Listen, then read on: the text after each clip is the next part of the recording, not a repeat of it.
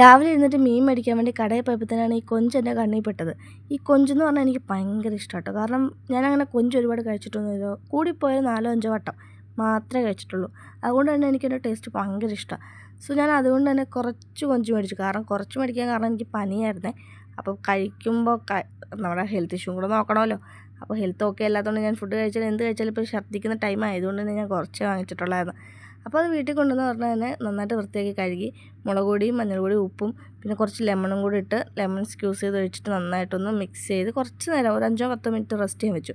എന്നിട്ട് ഇതിൻ്റെ സബോളയും തക്കാളിയും പച്ചമുളകും കറിവേപ്പിലയും എല്ലാം കൂടെ ഒന്ന് അരിഞ്ഞ് പെറുക്കി മാറ്റി വെച്ചു. എന്നിട്ട് ഒരു പാൻ വെച്ചിട്ട് അതിലേക്ക് ഓയിൽ ഒഴിച്ച് ചെമ്മീനെല്ലാം ജസ്റ്റ് ഒന്ന് അങ്ങോട്ടും ഇങ്ങോട്ടും ഒന്ന് ഹാഫ് ബോയിലാക്കി സെറ്റ് ചെയ്തെടുത്തു.